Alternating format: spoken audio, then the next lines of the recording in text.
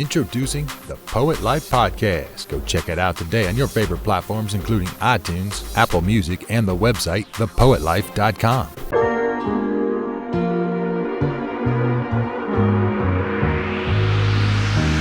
Find a way, find a way. Ain't get no time now. You in the way, I'm doing fine now. Hey, it's Christoph Wright of the Poet Life Podcast. Listen. If you don't understand and know who we have here as our guest, you are missing, or you have been missing, because Miss Nichols is a person that I know for sure my wife, if she could be in this room right now, she would not let me speak a word. She's like, just tell her I said hi. Just tell her I said hi. Tell her I said hi. Yes, but I've been following your work, Miss Nichols, for years, and it's just absolutely amazing and transformational. Thank you for coming on, because I know time is of the essence and all of that. You're doing so much. It's the holidays. I'm sure you're with family. Talk to us. How was your day today? Yeah, it was amazing. First of all, please call me Lisa. Okay. I'm going to start out there. Please call me Lisa. Okay. Absolutely. I appreciate it. I honor it. Please call me Lisa. Tell your wife I said, hey, girl, hey. I will. Or hey, sis, hey. Hey, Indeed. sis, hey. Yeah, this is a beautiful time. It is navigated through a unique year that allowed me to tap into some areas of creativity that I hadn't seen yet.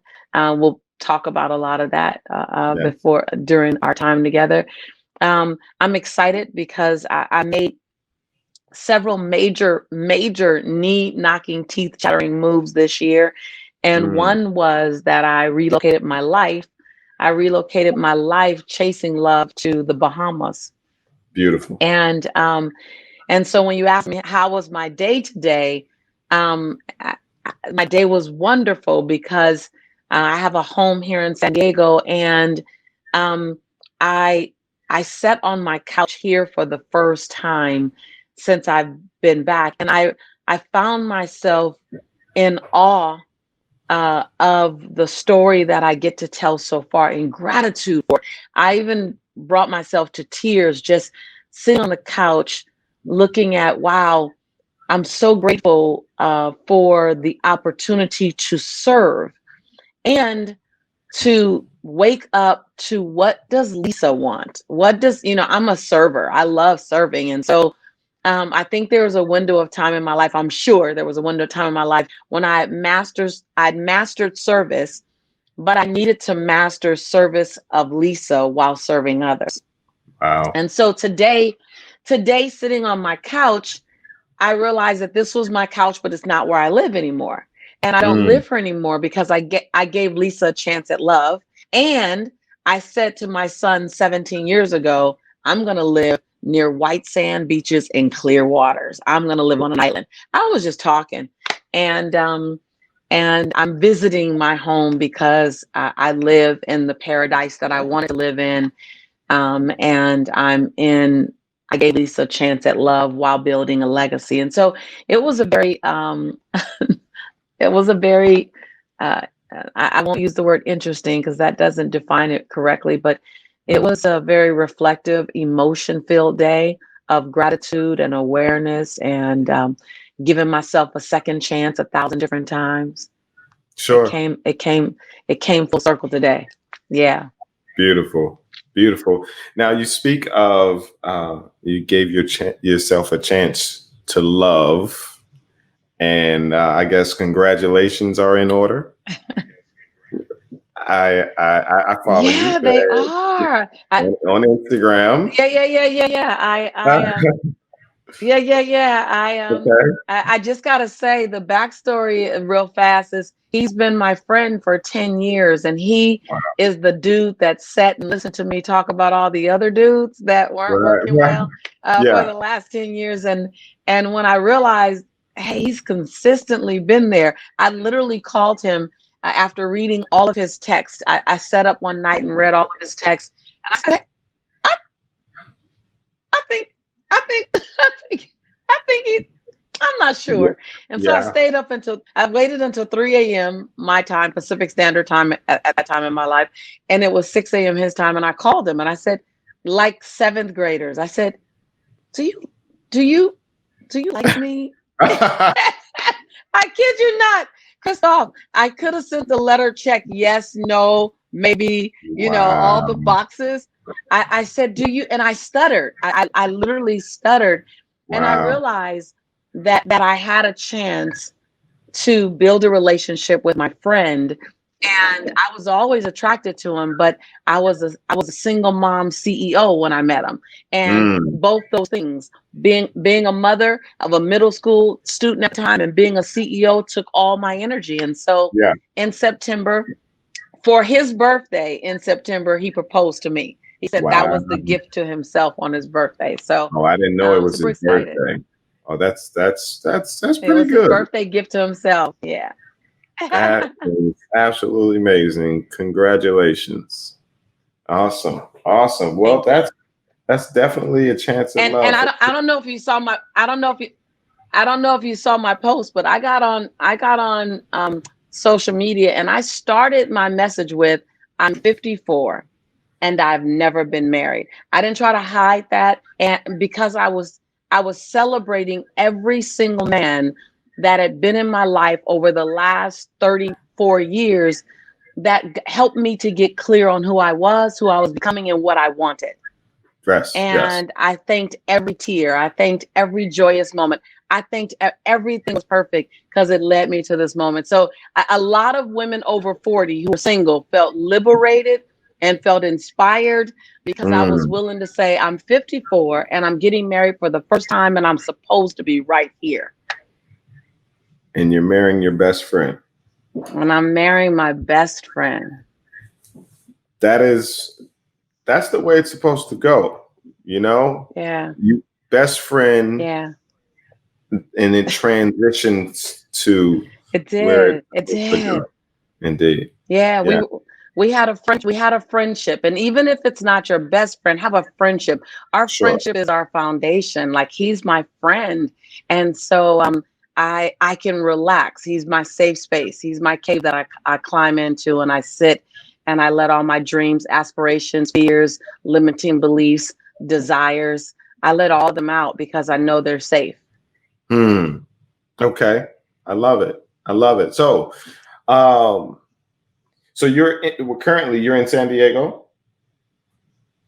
I am. I Okay. am. Got I'm you. in But San you Diego. live It's now where in it's down Bahamas. the it's down well, it's down the street from where I grew up. So I grew up in Los Angeles. Okay. That's where my family is, and I live in Nassau, Bahamas now, and I have a home here in San Diego that my mom stays in, and so I go back and forth, and this is all has all my stuff in it. I didn't take all my furniture to the Bahamas. I just packed 5 big bags and got on Hmm. the road. Yes. Yes. So this is where you are now, right? This is where you are now. Let's take a little time machine back, right? And as you know, this is the Poet Life podcast, and you said you're a self-proclaimed. What did you name yourself? As in, just starting to release your poet self, Hmm. right? So where did poetry begin for you? Yeah. I'm probably about to blow you away with what I'm about to tell you because I still remember the first time I wrote something that felt like poetry to me. Okay. I was 22 and I was attending a Black woman's leadership networking mixer, and I was the youngest person there. The average woman there was 35 and over, and they Okay. said you have 1 minute. You have 1 minute to do your introduction. And I really believed that you really had to be 1 minute. So I said, well, let me write it. Let me write it out so that I can make sure I'm within the 60 seconds. Sure. And it fell out. It fell out in some iteration and cadence, and it sounded something like this. May I? Yeah, sure, please. It was, now mind you, you got to picture me in my 21, 22-year-old version of me, right? Uh-huh. So Right. um, e- education, preparation, motivation, with a dedication to my community. Public speaking is my occupation. School of Hard Knocks is my certification. People of color are my orientation. Yes, folks, you can speak to me later for clarification. I speak bold, I speak strong. I am three wrapped in one. Malcolm X's desire for cultural cultivation, Martin Luther King's yearning for total liberation, and I do it all with a smile, with God's motivation. There's a great mother figure right around my tongue. She helps clarify the three in one. She leads me. She guides me. She lets me know which way to go. Beside all of my three in one sits Dr. Maya Angelou. I'm Lisa Nichols, and I am on my way. Listen closely. You will hear me another day, for I represent the strong people of color that are here to stay. I don't know how I remember that. I don't know Whoa. how. Well, That was first, my first piece. were you reading it? 22, 23. Were you Pardon reading me? it? Were you reading it? Just now? No, were you reading it when you recited it? No. No, How? no, no, no. I don't Wait, know. I did you just, write it right there, or did you write it hours before? no, I wrote it the day before Got because you. I was excited about this networking mixer because I didn't know what it was, and I'm like, I want to make a good impression because they had to vote you in. So I Yeah. wanted to be in the minute. It wasn't even about the poetry. I just wanted to be in the 60 seconds that the lady said I had. And what was funny is no one else was 60 seconds. Everyone else was 2 and 3 minutes. And no Yeah. one wanted to come behind me. That's how that happens. When you I was don't feeling write it. it down, you don't even know that a minute Yes. has passed. No, right. Exactly. Exactly. I just wanted to be, I just wanted to be within their parameters. So I wrote it and then I started saying it as an introduction other places because I knew it was always a minute. I knew it was always a minute and I wouldn't stumble. And that was my first piece. And it was something up in me. And from that place, the only time I would write poetry was when I had a strong emotional tug. You know, like poetry is the expression of self and emotion and feelings. And so when I had a burst of feeling and I didn't know how to get it out, I get it out in my poetry, which is why my Mm, poetry has always been so private because it yeah, was full of my love and full of my loss and full of my anger and full of my confusion. It was all the extreme versions of myself. And sure. as I evolved and as I began to step into healing, I felt like my healing and my transformation, Lisa Nichols, transformational leader, her role was steady to be the anchor for others. So my poetry, I didn't know how to get it in because that was my extreme fire on anyone's Mm, heart. So yeah, that is so interesting. So the poetry was for you. yeah. It was for me. I never ever thought to ever perform poetry. It was always this sacred space. If you get in my cave, then you might hear that thing. You might get, Right. because in between Lisa and Nichols is Shantae, Sister Soldier. It's that woman, feminine goddess, central sexual goddess. It's all this. It's the woman who's ready to the act. All of it's between Lisa and Nichols, I right? see. And my poetry expresses the extreme sensuality, the extreme dissatisfaction, the extreme desires, the extreme hurt, like all those things come together. And so I would use poetry as a way to have my own emotional purge, so I can find my level set again. Like, oh, I'm glad I got that poem out. Now I can get back to, like, that's how poetry has been for me. Okay. All right. So from 22, your first poem that shook the room and gave you that 1 minute, where else did it go for you? Was it simply like journalistic for you? Was it your journal, your way of releasing? Was it your outlet, and that was the extent of it? Not No, not solely. I drop pieces of poetry in my speeches, Okay. in my writing. So it's been with me. It's walked with me. Yeah. So no, I say she, that part, that her in me has always been brought full forth. I have to bring all of me everywhere I go. So, Got you'll see it. Like you can look at my keynotes on YouTube and you'll be like, it's right there. It's on me, and, I just harness her because if I go far in it, and I'll do it on cue, I'll do it on call. I'll decide I want to do a cadence, and I'll just go right there. I don't mind in the moment. I love that. I love a poetic jam session. That's what I call it. I want a poetic jam session. Yeah. And so I've always brought that element of who I am to every message that I've ever delivered. I remember seeing Dr. Maya Angelou on stage in 2000 in Beverly Hills at an NAACP event. And I remember she did something, and she opened up a doorway. She disrupted me. I didn't see it coming, but she was in the middle of a poem and she just started singing. And then she went back to the poem. And I was like, I said, how'd she do that? She broke the poem rule. And then I realized that she delivered to her own liking. Well, I can't sing. I'm not going to try to hold the note because I can't hold the note if you strapped it to my back, Christoph. But what I can do is I can disrupt my keynote and my speech with poetry and then come back. And so I used her as that model to go, oh, I can just play. I got the words like my keyboard. And a lot of people say here on the keyboard. And when you go into song and poetry, you go way out to the ends on the keyboard. And so I've spent a lifetime, the last 16 years at least, going, how much can I play on the keyboard?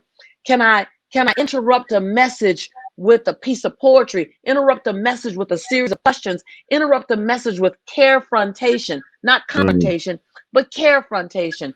And so no, I've embedded poetry. It's been layered. It's been layered in between my speeches. Got it. So that's where I was getting to. Okay, awesome.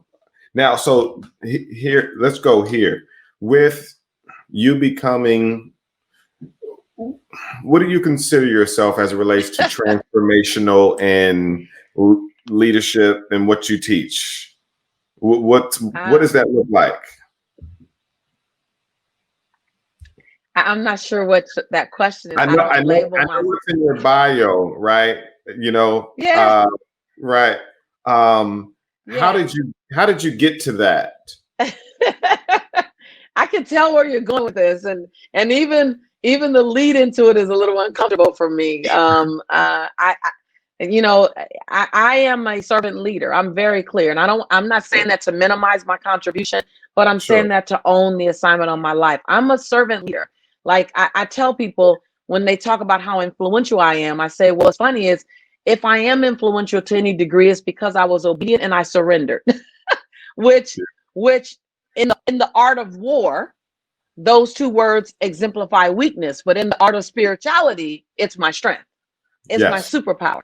Right. So how did I get here? I got here by not keeping score on where I was. I got here by recognizing that comparison is and will always be the thief of all my joy. So I never tried to be Iyanla. I never tried to be Les. I never tried to be Tony Robbins. I never tried to be ... Oprah. And when people would compare me to them, I would say, I am always going to fail you if you want me to give you Iyanla or Les or Oprah. But if you're ever interested, I do a darn good Lisa Nichols. And so I got here by working to master my gift, my talent, and my contribution so that I can be obedient and the servant leader that I was put here to be. And so I look up at times, Christoph, and I'm blown away at what they say about me. Like, I'm like, really? Yeah. Isn't that interesting? Yeah, it is, because I'm not doing it for the bio read. I'm doing it because it's the right thing to do, and I've been willing to give myself, like I opened up with, I've been willing to give myself 1,000 second chances to get it right. Yes. And every time I get to 999, I press reset. Mm, that's awesome. Awesome. So Yeah. if poetry did that for you, right? Um, Yes. don't you think it could also do that for others? Be Absolutely. their peace, their coping mechanism, their way out. Absolutely. Absolutely. Absolutely. Absolutely. So poetry is oral music. Mm, Like I said, I gave myself 1,000 second chances. And every time I got to 999, I pressed reset. I was willing, I was willing. This is the best way to describe it, Christoph. I wasn't preoccupied with trying to avoid failure. mm, I was preoccupied with seeing what my wings could look like. And so while I failed multiple times, failure was just a pathway to the flying. I It, see. it I didn't make it mean I wasn't enough. I didn't make it mean I wasn't worthy. I didn't make it mean the world was against me. I didn't make it mean that I didn't have value to offer. I just made it mean that I did that one wrong. Like that's Yeah, wrong. I just sure. made it it was a moment, it was an incident. I don't know how I got to that mindset. I can't tell you that there was a class or there was a moment or there was lightning that came down, other than I was more committed and still am. I want to see who can I become in the best version of myself. Mm, I want to see how much can I contribute? How much can I add value? How much can I love the perceivingly unlovable, forgive the perceivingly unforgivable? I'm not a saint, but I want to see what does my best version of me look like. So much so that when something doesn't work right, or when I get betrayed, I've been hurt, I've been abandoned, I've made poor decisions, I've spent bad money, all the stuff that everyone else. mm, That energy goes where energy goes. That just doesn't get my energy. It gets my insight. It gets my awareness. I use it to make decisions in the future. So my failures inform my future. So they're not really failures. They're just expensive lessons. They're just painful lessons. They inform my future. And so I'm always looking at, and I'm not saying I do it all right, but I'm looking at who can I become to truly make this world a better place. I take the fact that there are people like Nelson Mandela, Mahatma Gandhi, Cesar Chavez, Mother Teresa, Martin Luther King, and many unsung heroes who would stand proud because of who Christoph is, sure. because of who Lisa chooses to be. I want to make my ancestors really, really proud. For every minute, every hour, every week they pick cotton. Mm, For every book they couldn't read. That they have to sneak to read. For every masses child they bathed and they took care of. For every white person that risked their family's life to get us slave to freedom. I mm, think like that. I think big and crazy. I think big and crazy. And I take on that responsibility, not in a way that feels like a burden, but in a way that feels like a badge of honor. mm, I'm excited to make you proud of me. Just let me give myself 1,000 second chances to get it sure. right, and we'll be okay. That's heavy and exciting, really, because now I and others believe that my failures don't define me. They simply should propel me. It They feed me. They feed my future. Your failures feed your future decisions. Like use that lesson. I am the woman that I am today as a culmination of my best decisions and my most costly decisions.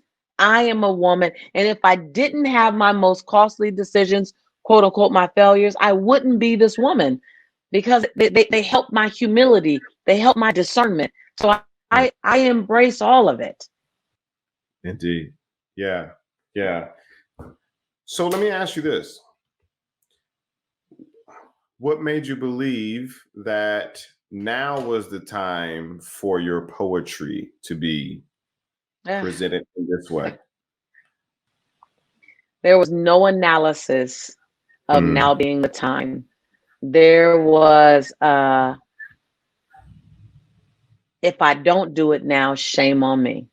mm, There wasn't a time management chart. There wasn't a brand management strategy. There wasn't a calendar assessment. There was a Black woman after George Floyd's murder, a mother whose African American male child was driving 20 hours across country to his new home, and I was riddled with fear. And I told you my poetry comes out in the extremes of my emotion. mm. And so here I had this anguish, I had this anger, I had this fear. I felt isolated and lonely because I was in the Bahamas, Right. and they have a different culture. And so all these emotions, my poetry was the only way I could let the pressure out of the bottle. I had to take the cap off and let the pressure out. And the poetry was the only way I could. And I knew this time I needed this poetry to be heard. Yes. Like I knew if I did this poetry and stuffed it in a folder, or if I did this poetry and whispered it to a few of my friends, Right. shame on me. Shame on me with the influence I have and the Mm, impact I have and the reach I have. But most importantly, with the trust that people like your beautiful wife gives me. She sure. gives me her trust. And if I use that trust and I allow that trust to just sit without me pouring into it about this conversation, shame on me. So it wasn't a strategy as much as it was a requirement. It was a requirement that I felt like I was hearing God say, I gave you this platform and I gave it to you for such a time as There's the- this. Poetry and music are unifiers mhm. because rhythm is a unifier. Right. When I was in Taipei, they didn't speak any English. But boy, when they turned on Beyonce, Yeah. every one of the 3,000 people in the room were singing, should have put a ring on it. Everyone was singing. And then when the song went off, they went right back to speaking zero English. The same thing is with poetry. Poetry has a rhythm to it. It's a unifier and it makes all things more palatable. It makes them more engaging. It makes them more digestible. And so I did the film that I did it in spoken word. And when I asked Sean Smith to support me, a friend of yours as well, when I Sure. asked David Bianchi to jump in, you also know friend of the Poet Lives. When I invited them both in, at first it was just a poem that I was going to do. And then I Oh, wanted the poem. Yeah, it was a poem I was going to do by myself.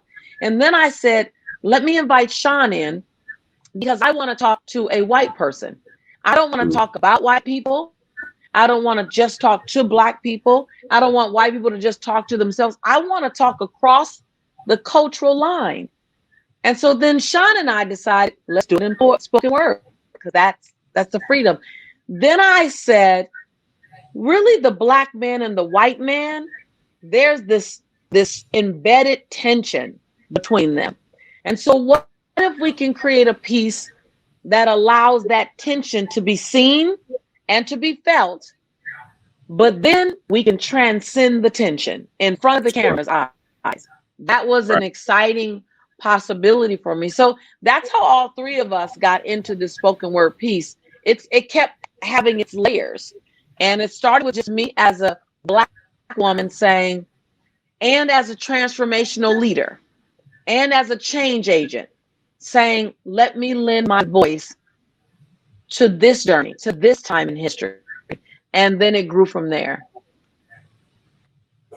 Okay. Okay. I'm glad that you were able to break that down for us, especially for me. I just didn't. I was wondering I was just, man, I didn't know she had it. I didn't know that, Yeah. and has your friends and your colleagues, have they started to come to you and say, I write as well. I write too. Yeah. So first of all, to speak to you didn't know. Have you seen the entire 16-minute film yet? No, I want to watch it for the premiere. Oh yes. So there's something in the poetry that you will see with me that I also have never shown. I have never publicly shown that level of anguish and pain. Mm, Because I'm the transformational coach, when you come to my event, you're not coming for me to show my anguish and pain. You're coming for me to help you ascend to your best version of you. sure. So I had to trust the environment, and I decided to trust my white allies, that I could show you my truth about my relationship to you, and you'll stay and we can navigate through it. So that was number one. So when people see the poem, we did an advanced screening, had hundreds of people there. They're shocked. They're shocked at two things: the fact that I'm a poet and I just sit in it. There's no easing it between a speech, easing it, letting it be my intro or my exit. It's just that's all it is. The other thing that they're shocked about is I let my fury out. I let my despair out. I let my anger and my anguish out. I also let the hope out. I'm always in the hope. I live in the hope. Mhm. But I've never allowed anyone to see me in those other things. That's when I'm in my cave. That's when I'm at home. That's when my bedroom door is closed, right? That's with my other girlfriends. And so my friends have come to me with several things. My friends have come to me with, I felt that pain too. And I didn't think anyone would ever share it.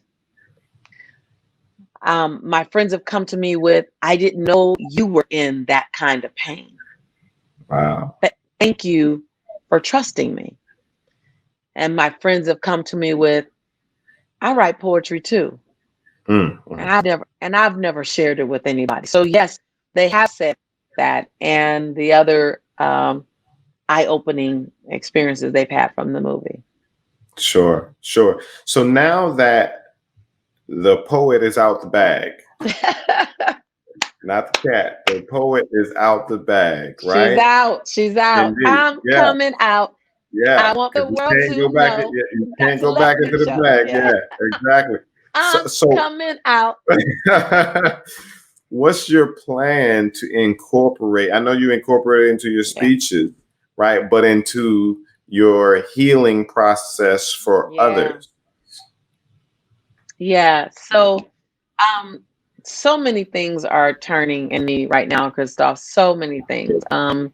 Uh, we talked about some, a few Mm, days ago, just planning for this. So, things like, positive poetry slams and, mhm. um, you know, the courage to express words and rhyme. Yeah. I have a platform. That allows me to do a lot. I did a live broadcast today, and we mentioned the poet. We mentioned the poet life. We mentioned this journey. We mentioned all of this. And Mhm. what was really exciting was all of the people that was on my live saying, I like poetry. I like just Mhm. waking that up in people, waking that opportunity up, waking up that industry, and then as a Mhm. businesswoman, I believe that structure, and infrastructures and Yeah. systems and awareness and marketing, that's an opportunity to bring to this entire experience and this entire Sure. industry, fusing more poetry in personal development and corporate Yes. development and spiritual development, allowing it to be a thread in the tapestry of growth and evolution. I don't know exactly all the ways I'll do it, but what I do know is when I touch something, and I'm sold out on something and I'm ready to make that something a part of my DNA, then it touches every corner of my life unapologetically. Yeah. Unapologetically. So I see many things. One of the things is I'm going to start featuring some of the Let's Grow poets, and the poets who are lending to the movement, featuring them, and then creating a hub where we can come together, Mhm. and then creating a space where organizations and corporations and entities that need to find unique ways of touching the souls of the people that they are responsible for understand the power of poetry to do Mhm. just that. You know, Yes. yeah. So I there's many things. You know, when I'm in my creative mode, I look up and I notice that whenever you talk about the poetry, I start looking up as I create up in the sky. Yes. And yeah. I got some fun things that I want to do. I've always said I want my CEO and my artist to coexist. I'm a CEO Yes. every day, all day. I'm an artist before I'm a CEO. Yes. I've just spent more time. I've just spent more time being a CEO because that was the thing that got things moving. Yeah. Yeah. Do you feel free now? Now Oh, that oh, it's um, on the platform now. yeah. Do I feel free? I feel like I've shared with the world. Um, I want to say this right. Yeah. I feel like there was a whole set of colors in my butterfly wings Mm. that no one knew existed. I feel like I Yeah. shared all my colors. Scary because they're my colors, they're my sacred colors in my wings. But I feel like I'm also in a season in my life where I don't have to, I no longer believe I have to Mhm. do anything. I now Yeah. choose to do everything. Does that make sense? The Yes. crazy, the crazy chaos that I was in 20 years ago when I was on government's assistance and I didn't have Mhm. money to put Pampers on my son Jelani and I had to wrap him in a towel. I had to do something then to Mm. change my life. Fast forward 10 years, my son's in middle school and I want to give him opportunities that I didn't have. I had to do something then. And then there was the spiritual gap in my life. I had to fill that chasm up. I'm now in a place, I'm not perfect, but I handled every single urgency that would make me feel stable and grounded. And I've built practices. Now I choose to do it. Totally different. In this season, I'm choosing to show people all of me. And I am a Mhm. poet. I am a poet. Beautiful. I've always been a poet. I just didn't Mm. feel like I had the freedom to explore that. Yeah, I think that is a lot of people's feelings. You said you were the CEO for the longest, and your art kind of took the back seat, and that is for most people because my job is important. I have to do this job Yeah, to pay my bills, to yeah, get my yeah, children through school, put yeah. clothes on their back, and I have to put that to the side. Yes, yes, Yeah, and yes. It's one of those things where we are constantly putting ourselves last, consciously or unconsciously. Um, and poetry and what poetry does for us, I believe, is making a statement. I have a long line of people to serve, but I want to keep mm, putting myself at the front of my own line. And when I do yes, poetry, I feel like I'm putting Lisa at the front of Lisa's line. I'm going to serve everybody else. I've already proven that to myself. But now what I get to get, the gift I get to give myself is in that long line of people to be served. I get to stay at the front of that line. And poetry is like that. So I think poetry also leans into self care for many yes. people who don't give themselves, because what's happening is that they're not giving themselves permission to write or to recite or to share it. I was there. Yeah. There's no judgment. I was right there. And so I had to give myself permission to write and to read it and to share it, and then to share it publicly. That's a big step. And I want to challenge and charge anyone looking at this particular show that if there's a message in you that can rhythmically roll itself off of your tongue or off of your paper and bless someone else, what I'm clear more than ever now is that that piece of poetry don't even belong to you. It's just coming through you.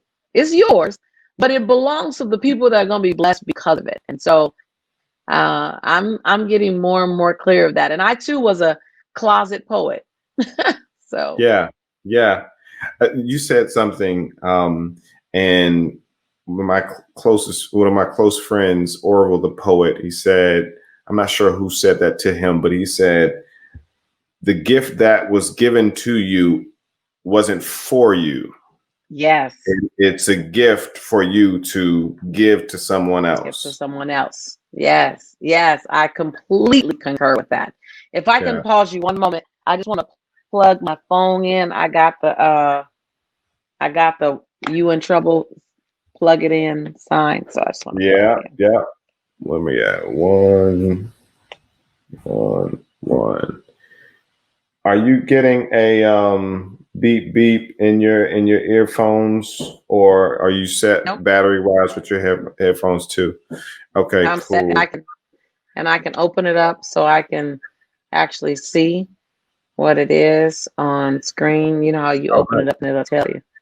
I have no clue. I have Android. I don't. Uh, I don't. yeah, no, I'm fully charged. We're good. Okay. All right. Cool. And it is 1:12. All right. This is really good. Okay. Gift. All right. That's where we left off. Yeah, Did you? I'm really clear that that different people are touched in different ways. And you're not a lane. You don't just operate one way. You're not a lane. And most people live their life like they're a lane. Like, this is my lane. When in fact, when you look at abundance and true abundance, you're a super highway. That, the last time I took a English class, a formal English class, I received a fail. And my English teacher said in front of the entire classroom, she said, quote unquote, Miss Nichols, you have to be the weakest writer that I've ever met in my entire life, in front of the entire classroom. The same year, I took a speech class. I was in college. And my speech teacher gave me a D- and said, Lisa, quote unquote, Lisa, I recommend you never speak in public, that you get a desk job. Now, it told me two things. Number one, they're teachers that will never be motivational speakers. Right. Yeah. And two, that other people's perception of me is none of my business. They both had their perception of who I was and who I wasn't.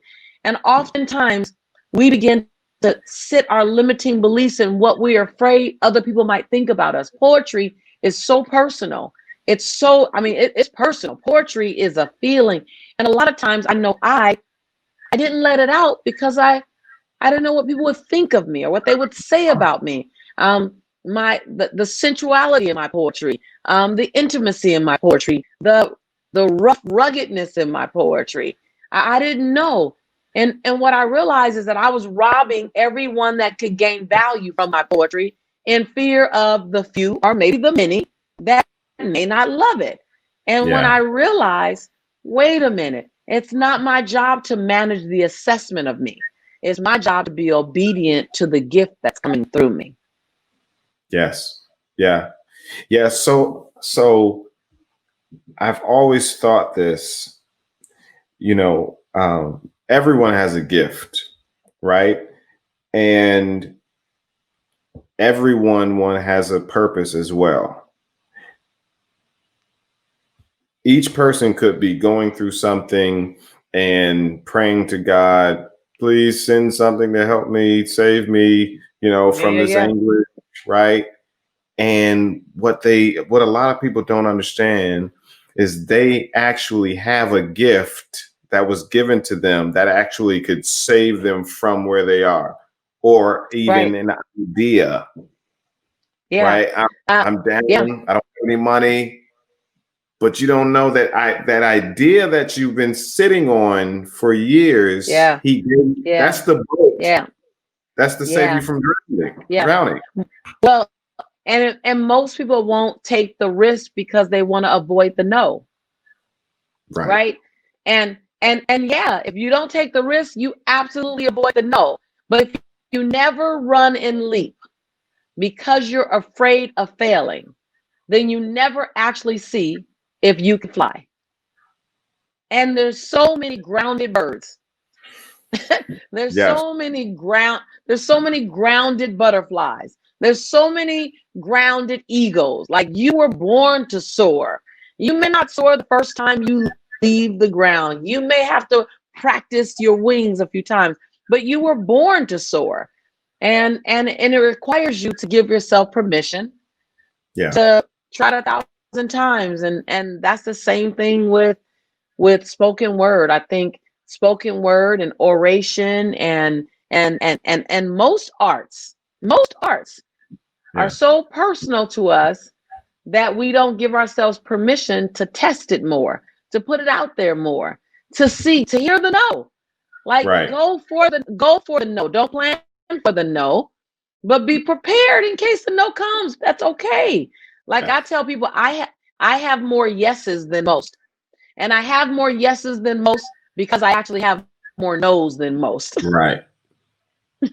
Yeah. That right there. You know what not to do now because of the no's and the failures. Yeah. And I haven't made the no doesn't equal my worth. Like, the no doesn't equal my value. The no just means that it's not a fit with this particular entity or person. And so I took all the power from no. I took it all back, and I'm not perfect. I'll say that Yeah. again. I'm not perfect, but I've learned how to perfectly manage my imperfection. Mm. Beautiful. Awesome. What do you see this movie doing, or what's your expectation? What's your desire for it to do? First, I want to make sure I'm not sure if Sean or David shared this with you. But we wrote this movie and produced this movie for white people, not for Mm. blacks. Actually, I don't know if they told you that. I was No. very adamant. I was very, very clear as an executive producer what I was doing, what I wanted to achieve. I didn't quite know how we were going to get there, but I knew what I wanted. And I wanted a movie for white people who weren't in the conversation yet. Mm. I felt like I didn't need to convert the I didn't need to convert the cheerleaders. I didn't need to convert anybody that's in Black Lives Matter. You're already there. Right. And I didn't need to get white people to join Black Lives Matter. I didn't need that either.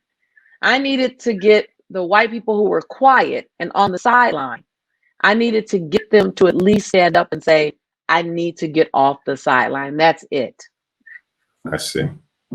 I didn't need, Yeah. we were very clear, which is why it's 16 minutes, which is why it's spoken word, which is why I was following the concept that Dr. King said, and I'd never heard this before.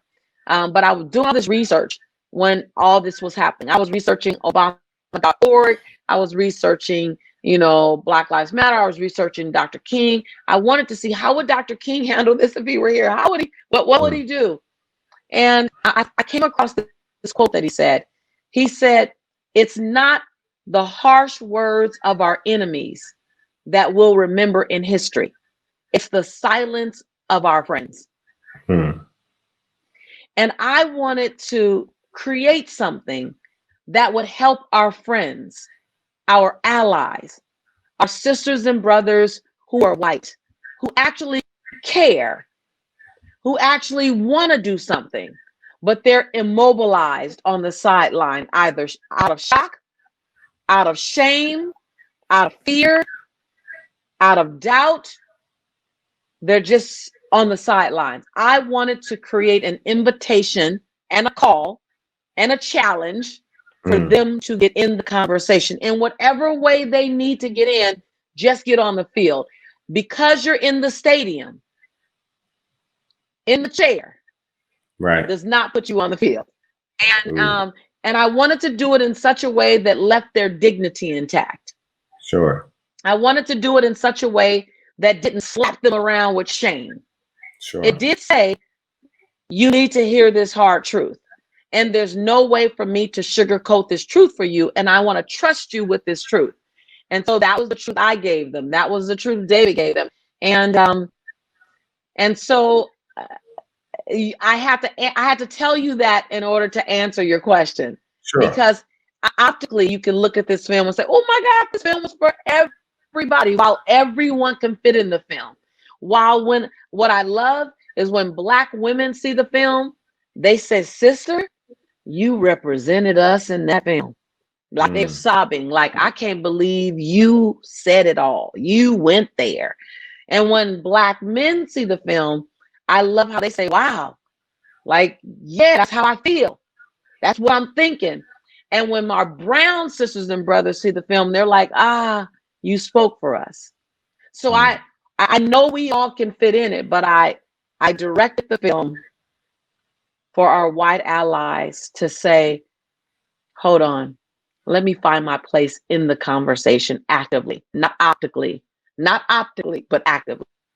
And based on the advanced screening, it was funny because unsolicited, I've never said it like this before. So like on your show, it's the very first, most direct way I've said this intention, because I didn't want to taint the viewing. Right. What was beautiful was after the advanced screening, we had about 73% of the audience was white, because that's who the film was written for. Sure. And we had discussions afterwards. And I was in a breakout room with a white woman about 56 years old. And she said, as soon as the film ended, I wanted to click exit meeting. I was so uncomfortable, I wanted to get off Zoom. She said, but I said, if I did that, then I'm the problem. She said, so I just want to be acknowledged for staying. I'm good. And then the very next woman said, white woman, I don't like confrontation. I've never liked confrontation. I avoid confrontation at all costs. And I think I need to begin to become comfortable with confrontation so that I can be a part of this movement. Wow. Without knowing my agenda. And so if you ask me what do I want people to move from the bleachers to the field. Yes. Yeah. And I'm so excited that you were open to allow poets around the world to speak with you through their writing. Yes. That super excited about that. Yes. And Sean is uploading those videos as we speak. And I love it. For everyone listening and watching, go to letsgrowmovie.com. And I believe there's a button. If there isn't a button, you can go to letsgrowmovie.com. Okay, cool. There's a forward slash, right, the Poet Life. Yes. Exactly. And you'll see a sea of videos from poets from around the world with a desire to join in and share their voices as well. And they're like, thank you for this opportunity, not just to work with Ms. Lisa Nichols, but for allowing my voice to be heard as well. Yeah. We have so much in store for the poets. I'm grateful that you would share the space with me and lend your voice and your talent and your gift to give your gift. And we're going to be featuring poets for some time on my social media platforms and sharing the space and sharing the message. So thank you, Chris, off for Most being thank you for being the vessel to connect the dots and yeah. to make this opportunity so available. I wouldn't have known how to reach poets. I wouldn't Right. have known how you're using your platform and your brilliance to help Mm. further a movement and to help share it and spread it. And so I'm just, hats off to you, brother. Thank you. Thank you. And I want to continue to work with you because I want to um, help you seamlessly infuse Yes. poetry in what you do because as Everything I you can touch. see, as you can see what it has done for you throughout the years, Yes. right? To Yes. really control and cope and all of that. Yeah. That's been integral in your life. It will do that for so many Yes. people. Yes. Yes. I Yeah. agree. I agree. And I think it is one of the most understated forms of healing and medicine. It's Yes. one of the most understated forms. We don't even know that it does what it does to us, right? It's an Doesn't you don't unconscious, even know. you don't even Yes. know. And so it's an unconscious experience. But when we bring from the unconscious experience to the conscious experience, then we can become more intentional about it. So what I'm hearing you to say, brother, is that you want to make sure that you support me to be more intentional about bringing this healing modality to people at a time that they need it the most. I hear you. Yep. Yep. And the thing is, they don't have to be self-proclaimed poets Yeah. because poetry is it's multitasking. It can be a tool, Yes. right? Right. It can be a safe haven, and you don't have to claim yourself a poet Absolutely. because I what know. it can. I've done Yeah. that. Yes. Yes. Yeah. Yeah. Yeah. Absolutely. Yeah. Absolutely. It get. Yeah. Yeah. I love all the things, all the possibility. I also love the fact that poetry can be used to help children learn. Yes. Poetry can be used to help children learn to read, learn math, learn. I once I saw a special on a teacher, and this teacher used poetry, and his class had the highest, and these were like first graders, and they had the highest testing scores in the school because he was using poetry as a way to get them to remember the formulas in his class, the Yes. math and the lessons. So it's so many avenues poetry can be used for. Yeah. I'm all about now that I'm out the closet, I'm all in. I love it. I love it. I Yeah. love it. December 13th. That's Sunday. Yes. It's around the corner, y'all. It is Yes. around the corner. Every Yes. single day, we are doing something different to get eyeballs on the Let's Grow movie.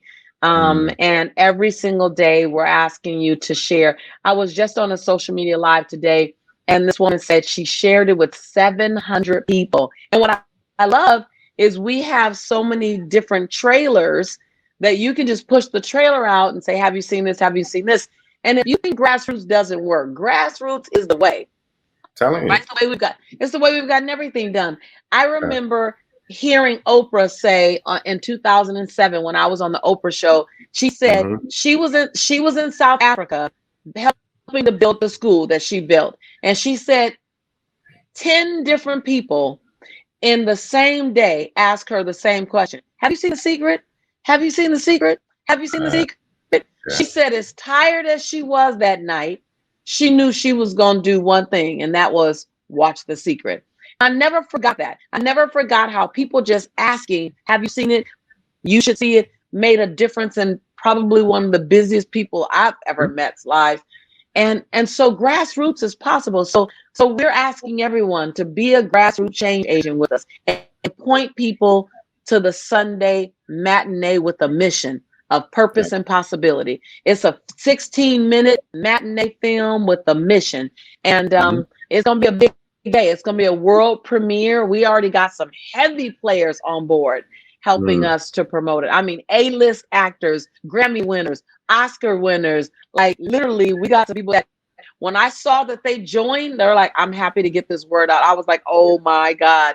But it just speaks to the timing and the necessity and the opportunity.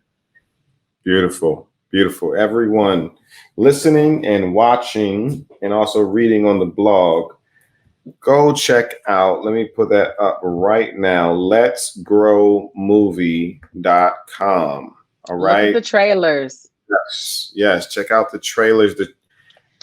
Get some tissue. Get some tissue. Yeah. Get some tissue.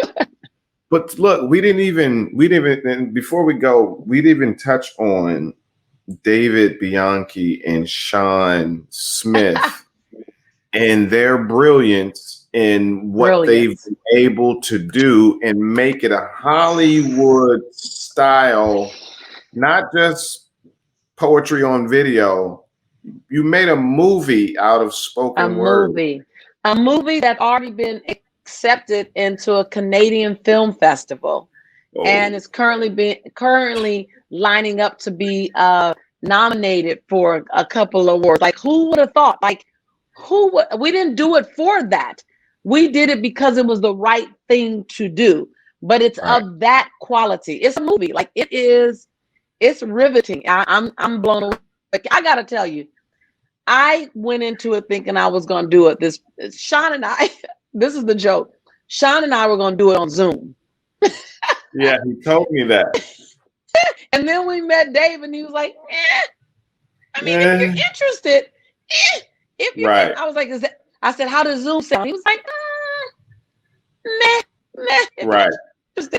And we were on set, and like they literally have like the beaming cameras, the track cameras, and the lighting and the fog, and like it was intense. And I'm like, I don't know how this is going to look, but it looks impressive to create it. And then I saw the first cut, and they kept saying, oh, it's going to get better than that. I was like, it could get better than that. Wow. Yeah, I'm blown away. Yeah. You'll be very pleased on December 13th. Very pleased. Yeah, it's going to do several things for a lot of people, just especially for poets. It's going to open their eyes and create possibilities for them. Yeah. Because I can do this with my poetry. Are you serious? Yeah. It's not just a singular person making a statement. Like, it could be a part of like, we literally wrote our poetry independent of each other because we want our truth to be in the space. And then we got on Zoom and we began to layer it so that it could fit. And then we gave each other, in 2 Zoom rehearsals, all we did was give each other feedback. And that was hard because everyone was attached to their words. And so it was really, but it was great. They strengthened mine. You know, I was still transformational. They were like, are you mad right there? I was like, yes. They said, can you use some more of your mad? I was like, oh, some more Sister Soldier? Oh, yes, Sister Soldier been waiting to come out, right? And so it was great because we had our true authentic content independent of each other. And then we worked to have them collide into one another. And then we gave each other feedback on what would make the texture feel better and the organization of it. And so it was a phenomenal project of collision. And literally we're on Zoom, and there are times when we're crying because it's so intense. And Sean would say stuff because Sean's character had to be a racist and bigot. And Sean would say stuff, and I would just sit silent, looking at the screen like this. And he'd go, and then he'd say, how was that? I said, must be good because I'm really angry. Right. Yeah. And then we had to sit through it and get past it and stay in the artwork of creation. So I agree with you. I believe that it's going to allow an entirely different viewpoint to see poetry and the power of poetry. It's considered a film. It's from the moment I open my mouth, dear white people, dear white sisters and brothers, committed to the truth. Consider this a public service announcement, curated, cultivated, and created just for you. From the moment that I do that to the moment that we close, it's all spoken word. And so we did a movie. And so I think it just opens up an opportunity for us to use spoken word in so many different ways. Yes. Yes. And you would think this would be the destination, but it is literally where it all starts. This is the start. At the 16-minute point is where we get started. Miss Lisa Nichols, I don't know if I don't know what else to say or how to say thank you, but I'm just going to say thank you for sharing this time and this space with me. I enjoyed every bit of it, and I am so excited about December 13th, and I look forward to not only what you all created, but the mesh and the linkage of what you all are doing, but also what the poets have been doing for years. And now they're like, it is our time now. Yes, it's our time. It's time. Poetry is necessary in this season. It's the healer, it's the vibration that we can all get behind and get onto. So I'm excited that I could be a part of a project that creates a doorway and a pathway for some of the most talented people on the planet to be seen and to be heard, and for others to be blessed by it. So thank you for your time.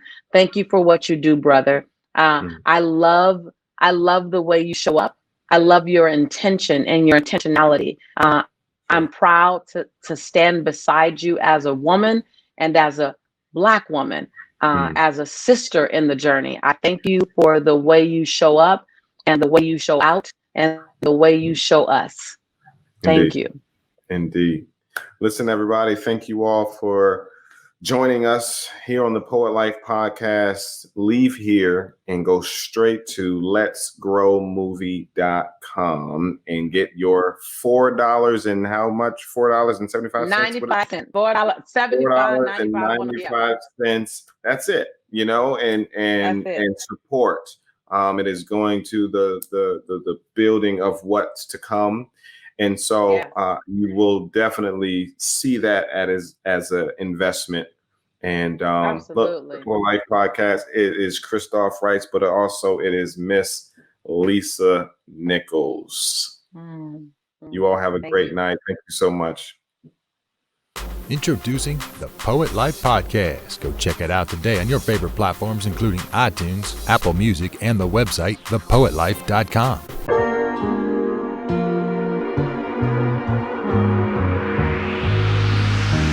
Find a way, ain't get no time.